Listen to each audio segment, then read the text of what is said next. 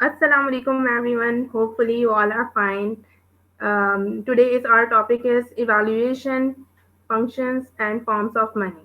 Okay. So first of all, I would like to explain you that what is money, and then we will continue the another one features of it. Okay. So money is a medium that is universally acceptable in an economy both by seller of the goods and services as payment for the goods and services and by creditor as payment of debt.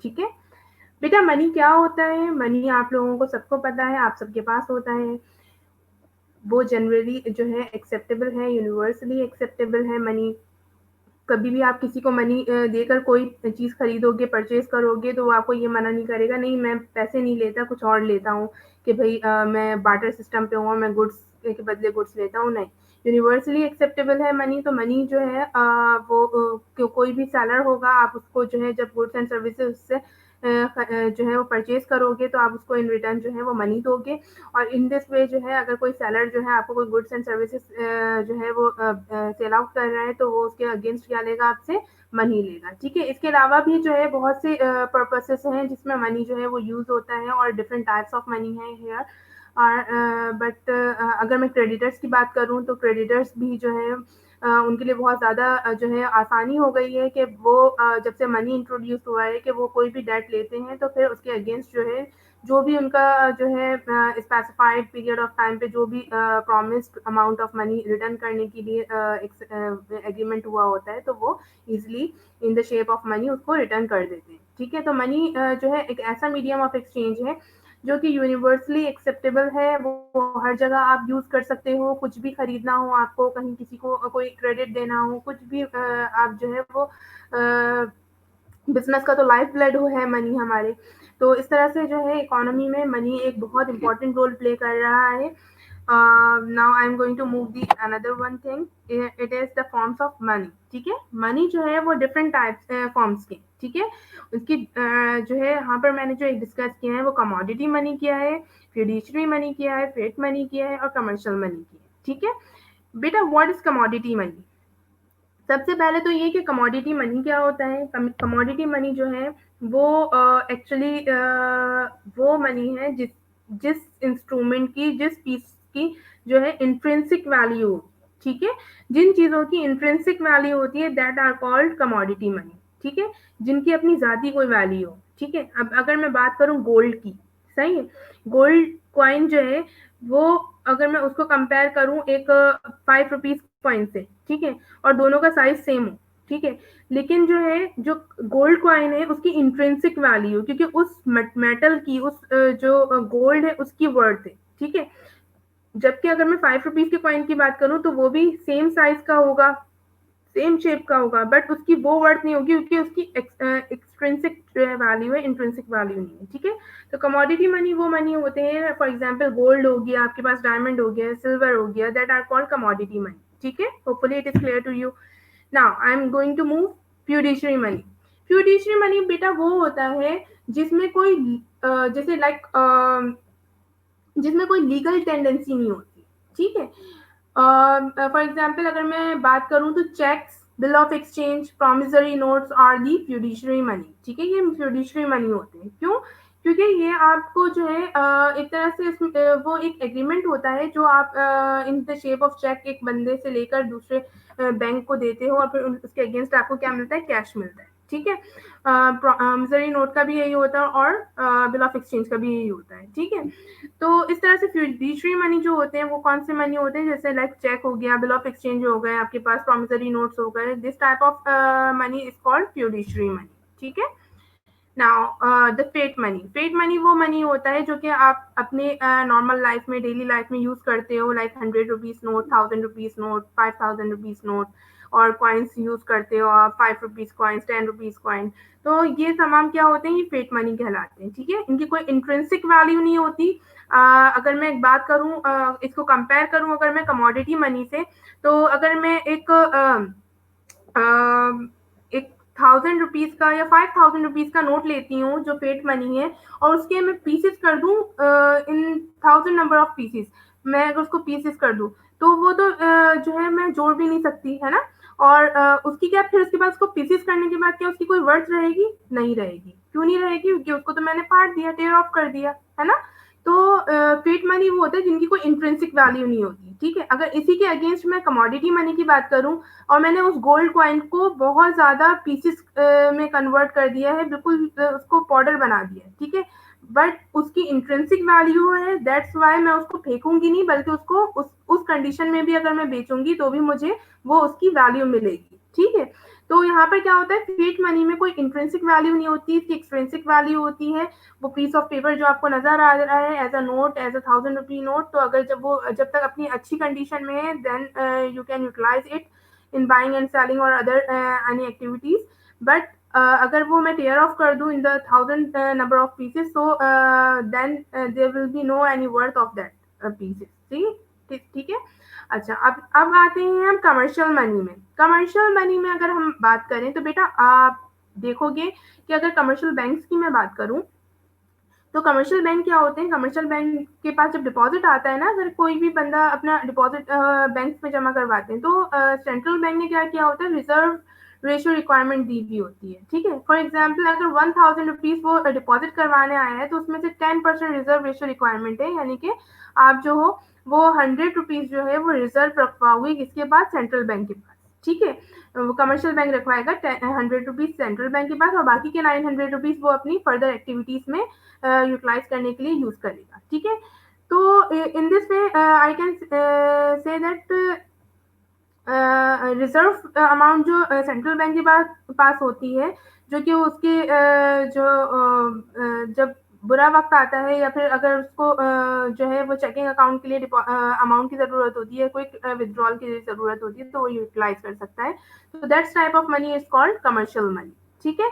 Hopefully, forms of money have been clear to you. Now I'm going to move the next slide.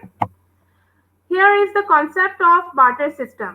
Double coincidence of wants भी इसे कहा जाता है बेटा, ठीक है? तो examination point of view से दोनों चीजें इंपॉर्टेंट है, you must consider both of them, the answer is the same of both. बेटा barter system, as you all know that barter system क्या होता था कि थिंग्स एक्सचेंज होती थी इन अगेंस्ट द थिंग्स, ठीक है? अगर एक दो पार्टीज हैं और पहले ज़माने में जब मनी इंट्रोड्यूस नहीं हुआ था, तो उस वक़्त क्या होता था? उस वक़्त ये होता था कि लोग जो है, कुछ लोग अगर राइस कल्टीवेट कर रहे हैं, कुछ व्हीट कल्टीवेट कर रहे हैं, कुछ लोग जो है वो टी को कल्टीवेट करते थे। इस तरह से किसी के पास जो है वो गोट होती थी, वो उससे दूध देते थे, सप्लाई करते थे। किसी के पास जो है वो गाय होती थी, और किसी के कोई फिशिंग करता था तो उसके पास फिशेस होती थी। तो इस तरह से डिफरेंट लोगों के पास डिफरेंट जो है थिंग्स होती थी, बट ऐसा नहीं हो सकता था कि अगर कोई राइस कल्टीवेट करता है तो उसकी पूरी लाइफ में वो सिर्फ और सिर्फ राइस खाकर अपनी पूरी जिंदगी गुजार दे, ठीक है? या फिर अगर कोई फिशेस को जो है वो फिशिंग करता है, तो ऐसा नहीं था कि वो जस्ट फिशेस खाकर जो है अपनी पूरी लाइफ को स्पेंड कर दे, ठीक है? तो there is the requirement of exchanging, ठीक है? यहाँ पर रिक्वायरमेंट थी एक्सचेंजिंग की, ठीक है? तो होता ये था कि अगर किसी को फिश चाहिए, तो वो फिशरमैन के पास जाता था और कहता था कि भाई आप मेरे पास चावल हैं, आप मुझसे चावल हैं और उसके अगेंस्ट मुझे फिशेस दे दें, ठीक है? तो इस तरह से बार्टर सिस्टम होता था, थिंग्स एक्सचेंज होती थी अगेंस्ट द थिंग के अगेंस्ट दूसरी थिंग्स वो होती थी, एक्सचेंज होती थी, ठीक है?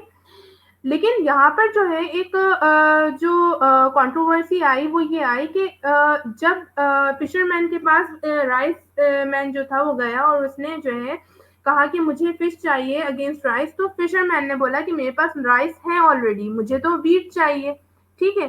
तो फिर क्या हुआ, जब वो उसने वीट को अप्रोच किया, वीट मैन को, तो वीट मैन ने कहा कि नहीं, मुझे तो वीट नहीं चाहिए, मुझे तो फिशेस नहीं चाहिए, मुझे तो टी चाहिए।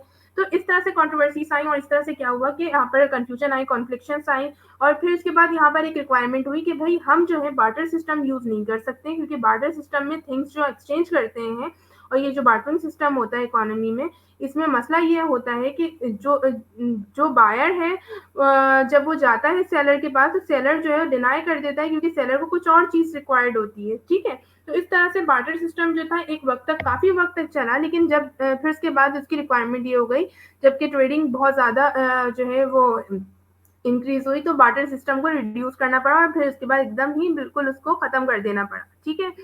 जब हमने बार्टर सिस्टम को खत्म किया, उसके बाद हमारे पास आई फिएट मनी की हिस्ट्री, ठीक है? अब फेट मनी में क्या था? फेट मनी मैंने जैसे आपको पहले भी बताया, करेंसी नोट्स जो हमारे पास हैं, जो कि जिसमें लीगल टेंडेंसी होती है, जो स्टेट बैंक से हमारे पाकिस्तानी रुपीस जो है वो इशू होकर आते हैं हमारे पास। तो फिर क्या हुआ कि जब बार्टर सिस्टम को खत्म होना था, तो फेट मनी जब इंट्रोड्यूस हुआ, तो उससे पहले एक एरा ऐसा आया था कि जब जो है गोल्ड को, ठीक है, बार्टर सिस्टम खत्म होने के बाद और फेट मनी का हिस्ट्री स्टार्ट होने से पहले जो है गोल्ड और सिल्वर के कॉइन्स को जो है वो एज अ ट्रेडिंग जो है यूज किया जाता था, as a mean of exchange use किया जाता था, ठीक है।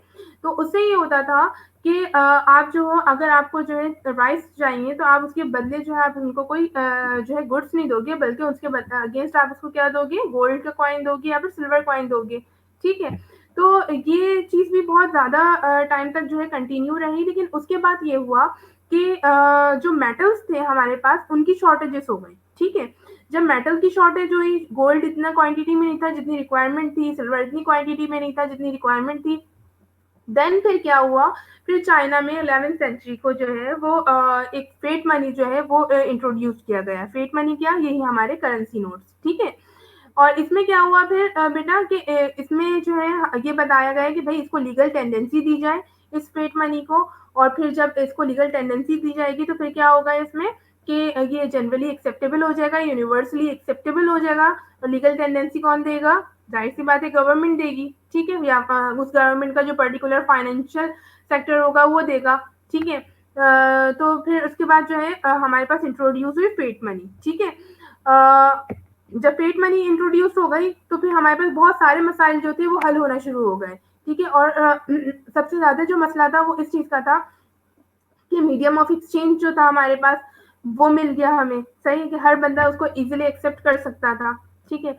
इसके अलावा भी फर्दर बहुत सारे मसले हल हुए, हम आगे पढ़ते हैं, ठीक है।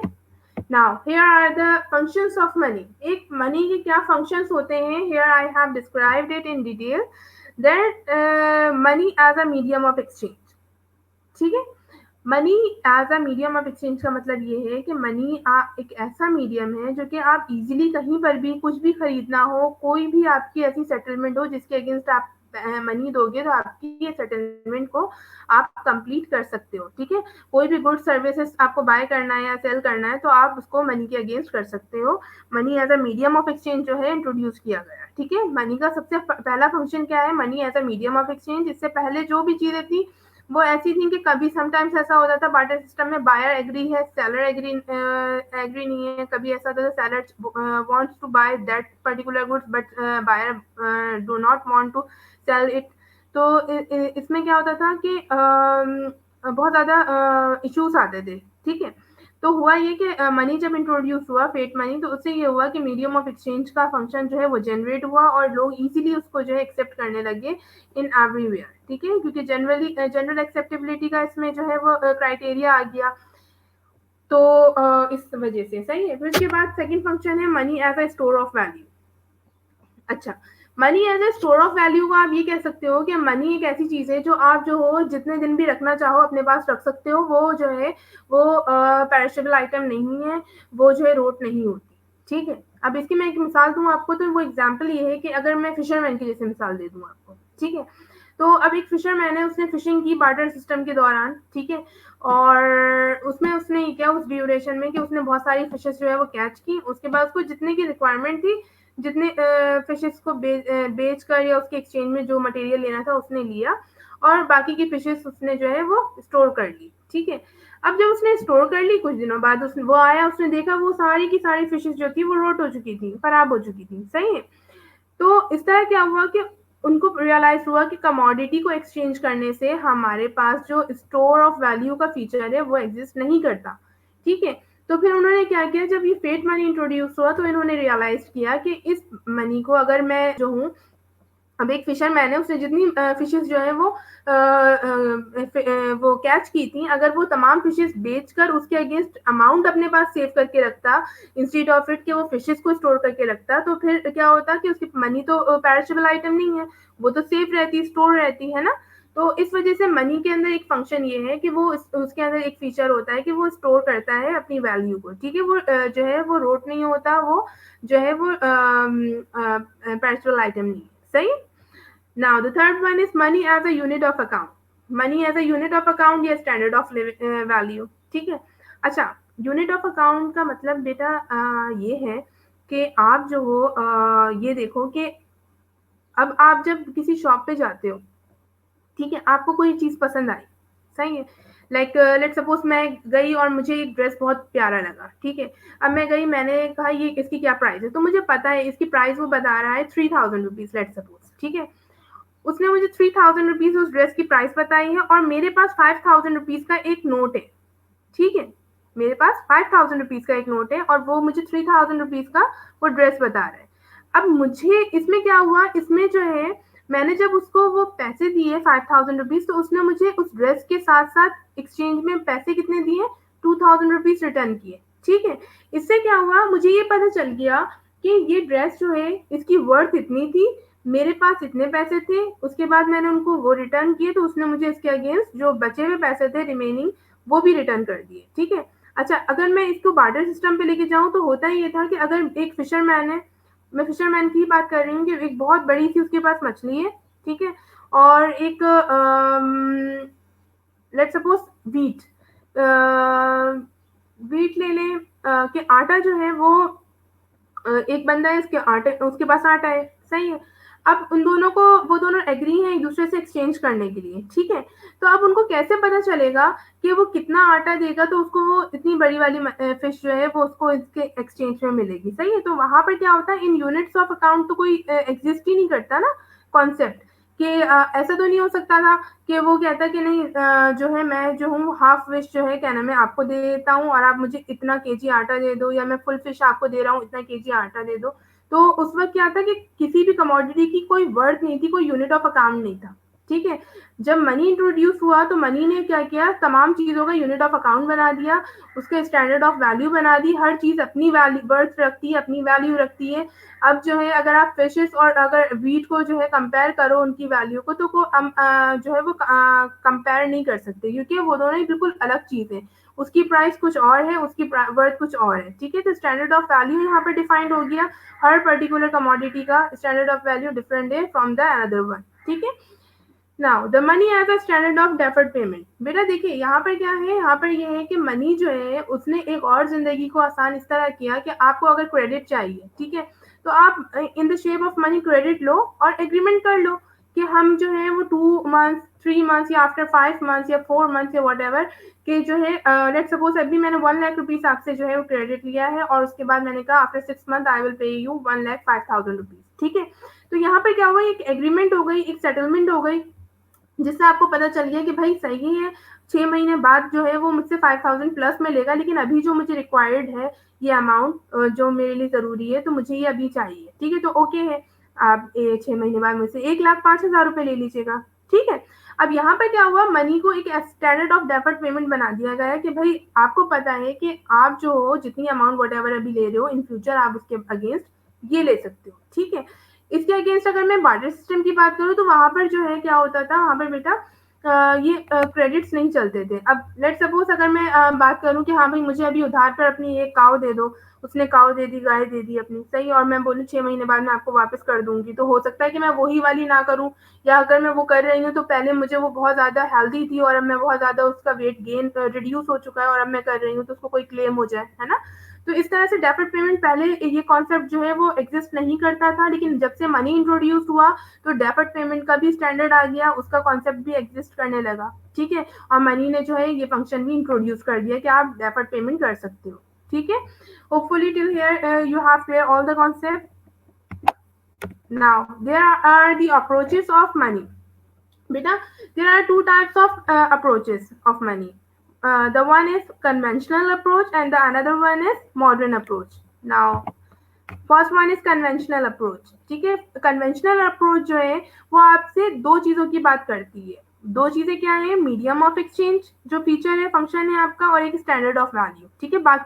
बाकी जो रिमेनिंग दो फंक्शन है उनकी बात नहीं करती, ठीक है। जैसे इन वर्ड्स ऑफ आरपी कैंट कहते हैं money is anything that is commonly used and generally accepted as a medium of exchange or as a standard of value, ठीक है। कि मनी जो है वो कैसे दो वेज में यूज हो सकती है कि जनरल एक्सेप्टेबिलिटी उसके अंदर होती है और क्या होती है, स्टैंडर्ड ऑफ वैल्यू होती है, ठीक है।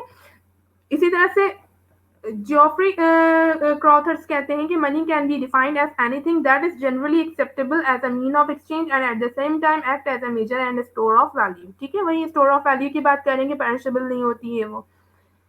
गिस्ट ने क्या डिफाइन किया है, गिस्ट ने कहा है मनी जो है कन्वेंशनल अप्रोच में बता रही हूँ मैं, गिस्ट कहते हैं कि मनी किसके इक्वल है, नोट्स, कॉइन्स, करेंसी यानी आपके 1000 रुपीज का लेट सपोज नोट, कॉइन्स जो होते हैं 5 रुपीज 10 रुपीज के वो, and demand deposit. Demand deposit कौन कौन से होते हैं, डिमांड डिपॉजिट वो होते हैं कि आपने बैंक में अगर रखवाया हुआ अमाउंट और आप जब चाहो उसको निकलवा सकते हो, that type of money is called demand deposit.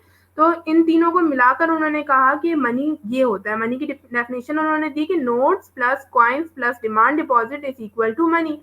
In conventional approach में कंसीडर क्या किया जाता है, मनी क्या है, सिर्फ नोट्स हैं, कॉइन्स हैं और डिमांड डिपॉजिट है। वो डिमांड डिपॉजिट जो कि आपने बैंक अकाउंट में रखवाए हैं और आप करंट अकाउंट से कभी भी निकलवा सकते हो, चेकिंग अकाउंट से कभी भी निकलवा सकते हो, ठीक है ना।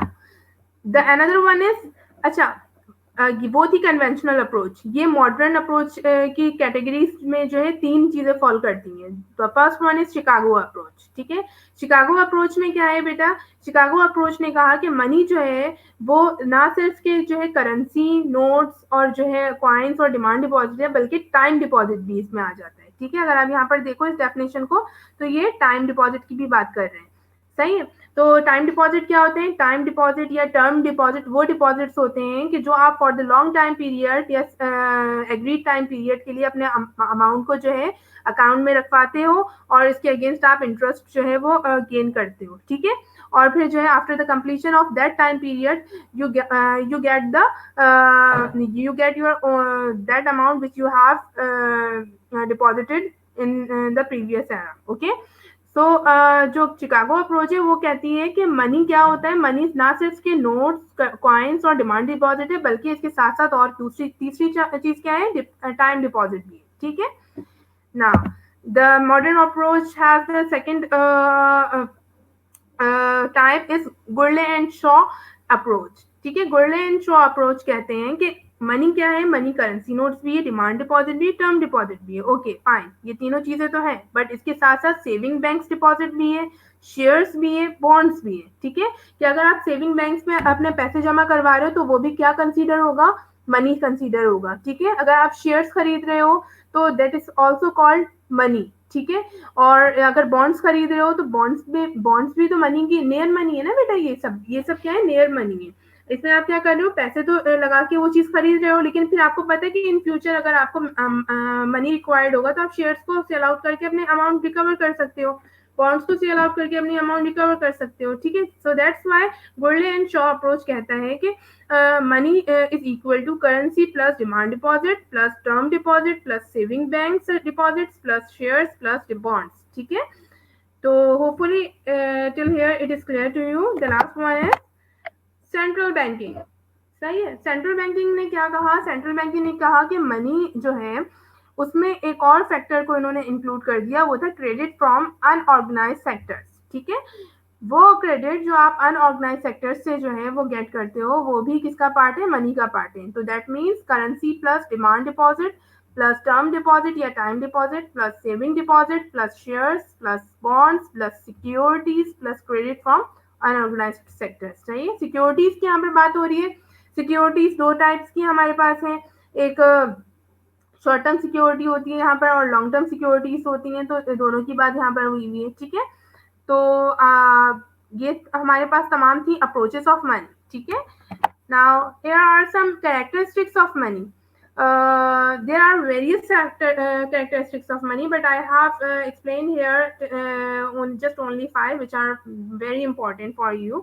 Durability, मनी की क्या क्या खसूसियात होती हैं, क्या इंपॉर्टेंस होती है, ठीक है, क्या फीचर्स हैं उनके। ड्यूरेबल, ठीक है, ड्यूरेबिलिटी उसमें वो जो है पायदार होता है, आप उसको कहीं पर भी स्टोर करके रख सकते हो, खराब नहीं होगा, ऐसी बात है ना। मनी में हमने भी यही पढ़ा कि मनी बहुत ज्यादा ड्यूरेबल होता है, मनी के अंदर ये सारे फीचर्स हैं, ठीक है। The next one is portability.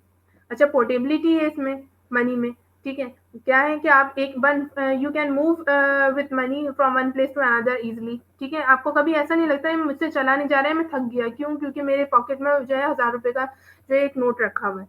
तो ऐसा तो कभी नहीं सुना होगा ना, क्यों? क्योंकि वो इजी टू कैरी है, लाइट इन वेट है, वो बहुत पोर्टेबल है, ठीक है। तो इन डिविजिबिलिटी, मनी का दूसरा कैरेक्टरिस्टिक्स क्या है? डिविजिबिलिटी है। मनी आपको बहुत डिफरेंट डिविजिबल फॉर्म में मिलेगा।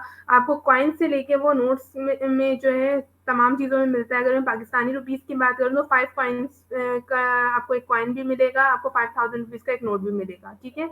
इसके बिटवीन आपके 100, 50, 20, 10 different types of categories there are in the Pakistani rupees. So there is the divisibility characteristics also exist in the money.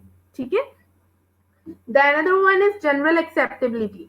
बेटा जनरल एक्सेप्टेबिलिटी है, पाकिस्तानी नोट जो है आप ना सिर्फ के विद इन कंट्री बल्कि आउट ऑफ कंट्री भी आप जिसको यूज कर सकते हो, ठीक है।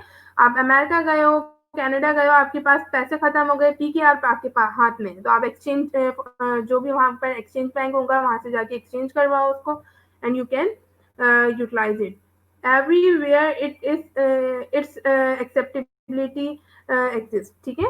हर जगह पे एक्सेप्टेबिलिटी होगी, क्यों? Just because of its legal tendency, legal tendency की वजह से इसकी एक्सेप्टेबिलिटी ओवरऑल द वर्ल्ड हर जगह आपको पाई जाएगी, ठीक है। Then last one is uniformity.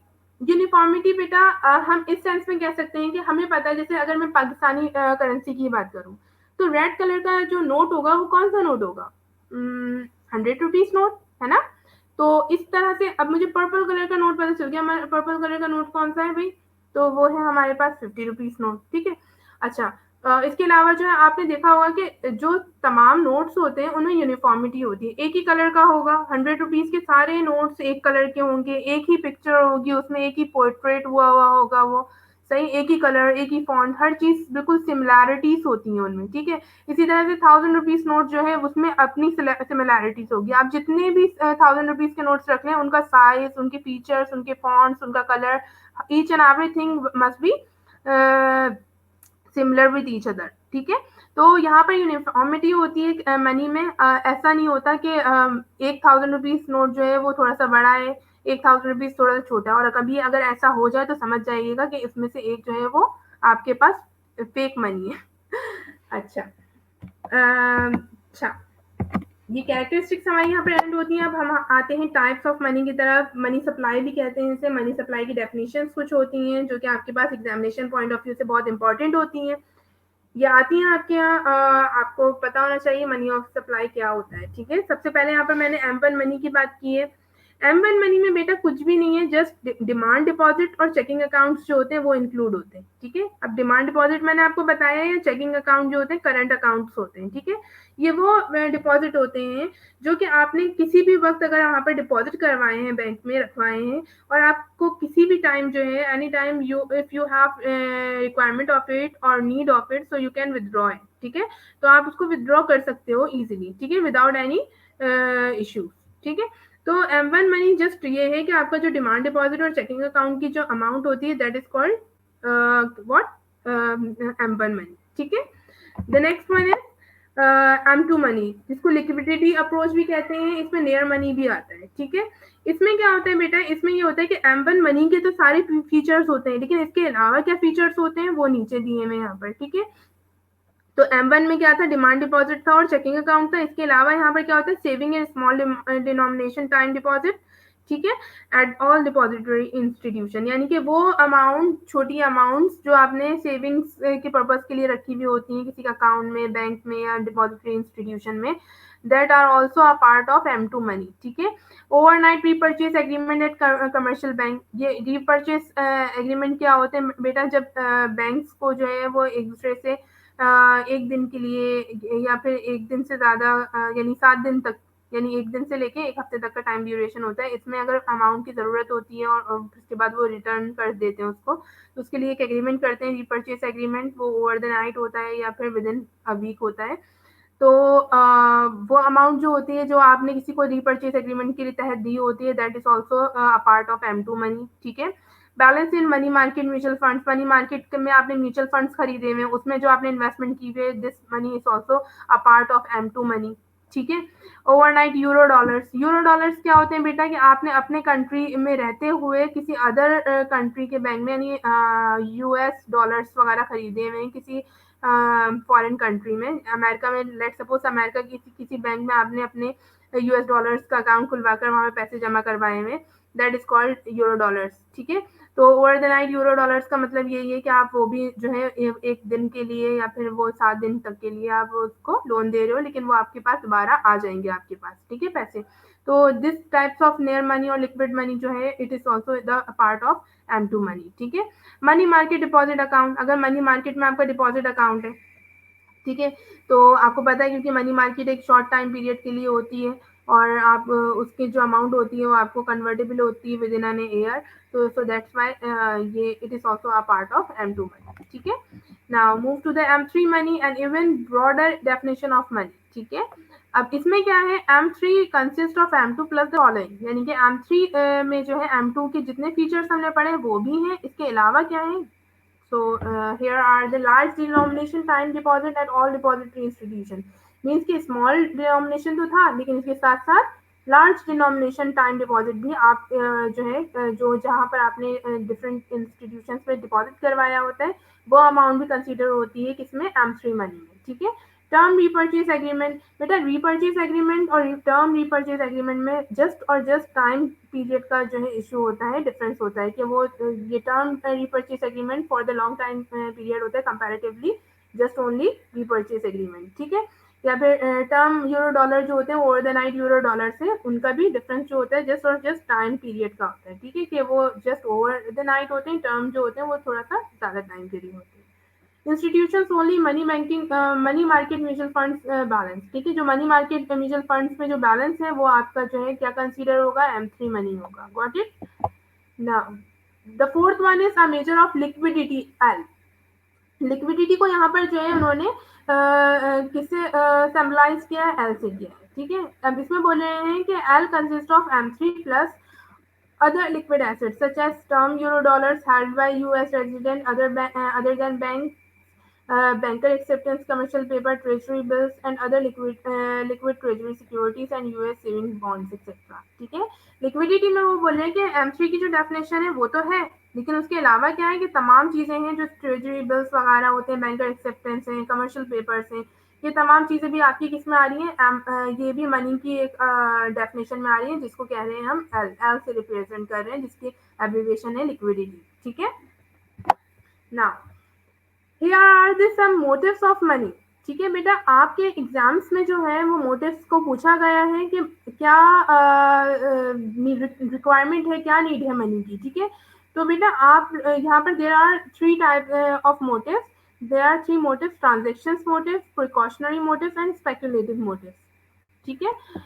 Transaction motive वो होता है कि मनी आपको क्यों रिक्वायर्ड होता है, why you have the requirement of money, just because of buying and selling the general things which you have required in your daily routine। ठीक है। जो आपको डिफरेंट जनरल जो भी ट्रांजेक्शन करनी होती है, घर का सामान खरीदना है या फिर डिफरेंट आपके ज़िंदगी में बहुत सारी चीज़ें होती हैं जो आप ट्रांजेक्शन करते हो, कभी कुछ फिक्स एसेट खरीदना होता है, कभी कुछ खरीदना होता है, तो इस टाइप की चीज़ें जब आपको ट्रांजेक्शन्स करनी होती हैं, कुछ खरीदना या बेचना होता है, then you have the requirement of money. तो आपका मोटिव क्या होता है, ट्रांजेक्शन मोटिव। मनी क्यों रिक्वायर्ड है, क्योंकि ट्रांजेक्शन मोटिव के लिए रिक्वायर्ड है, और ट्रांजेक्शन मोटिव क्या होता है कि आपको अपनी मनी को देते हुए कोई ना कोई चीज खरीदनी होती है। ठीक है। The next one is precautionary motive. ठीक है। अच्छा, आप अगर मैं एक बात बताऊं तो जैसे मैं हूँ, ठीक है, अब मैं एक सैलरीड पर्सन हूँ, मैं अपनी सैलरी को 3 चीजों में जो है वो कैटेगराइज करती हूँ।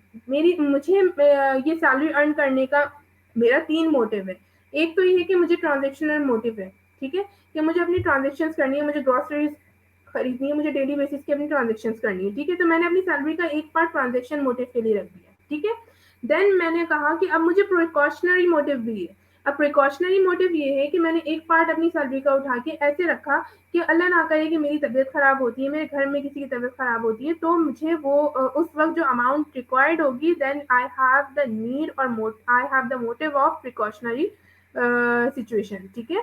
तो यहाँ पे क्या होगा कि अगर आपके अनफॉर्चुनेट कोई सर्कमस्टेंसेस है या आप पहले से जो है फोरकास्ट कर रहे हो या फिर कोई ऐसी कॉन्टेंजेंसीज हो जाती है इन फ्यूचर, या फिर पहले से ही आपने डिसाइड कर लिया है कि एक पार्ट है जो आपको रखना है अपने पास, तो इन दिस तो आपको क्या करना होगा बेटा, आपको ये करना होगा कि प्रिकॉशनरी मोटिव को जो है वो गेट करना होगा, और प्रिकॉशनरी मोटिव में आपको अपनी सैलरी का, यानी मैं अपनी सैलरी का एक पार्ट ऐसी जगह रखूंगी कि जहाँ पर मुझे ज़रूरत जब होगी पैसों की, तो I can utilise it from that part of motive, ठीक है। Now the last one is speculative motive.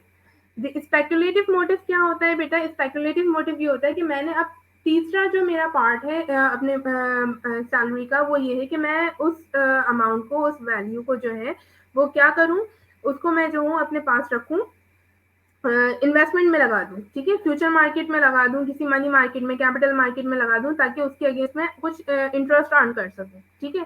तो ये तीन तरह के मोटिव्स होते हैं, transactionary motive, speculative motive and precautionary motive. और hopefully you have clear all the concepts of this topic, and if you have any queries, so you can ask me in my WhatsApp number. Thank you so much. Allah Hafiz.